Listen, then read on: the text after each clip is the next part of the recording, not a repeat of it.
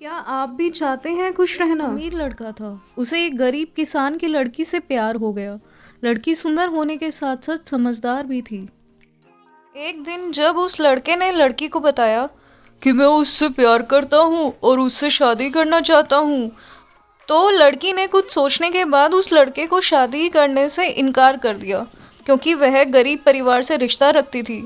लेकिन कुछ समय बाद जब ये बात लड़के को पता चली, तो उसने लड़के के माता पिता से बात की और उस लड़की को समझाने के बाद लड़की मान गई और दोनों की शादी हो गई। शादी के बाद लड़का लड़की से बहुत प्यार करता था। दोनों का दाम्पत्य जीवन काफी अच्छा चल रहा था। लेकिन कुछ महीनों बाद लड़की को चर्म रोग हो गया, जिसके कारण उसकी खूबसूरती ढलने लगी।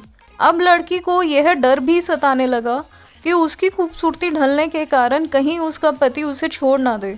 लड़की उस चर्म रोग को ठीक करने का हर संभव प्रयास कर रही थी। समय बीत रहा था और लड़की की खूबसूरती धीरे धीरे ढल रही थी। एक दिन लड़का किसी काम से दूसरे शहर गया। लड़का जब वहां से वापस आ रहा था, तो एक कार के साथ उसका एक्सीडेंट हो गया और उस घटना के दौरान लड़के की आंखों की रोशनी चली गई। उस घटना के कुछ समय के बाद उनका जीवन फिर से सामान्य और सुखी बीतने लगा। वह लड़की चर्म रोग की वजह से दिन प्रतिदिन कमजोर और बदसूरत हो गई, लेकिन पति अंधा होने के कारण उनका वैवाहिक जीवन ठीक ठाक चलता रहा और दिखाई ना देने के कारण लड़का उसे पहले की तरह ही प्यार करता। कुछ सालों बाद बीमारी के कारण उस लड़की की मृत्यु हो गई। पत्नी की मृत्यु के बाद लड़का अंदर से दुखी हो गया और वह शहर को छोड़कर जाने वाला था। तभी उसके पड़ोसी ने आवाज देते हुए कहा, जब आप अपनी पत्नी के बिना अकेले पड़ जाओगे, वह आपका काफी अच्छे से ख्याल रखती थी, अब आपका जीवन अंधकार में कैसे बीतेगा।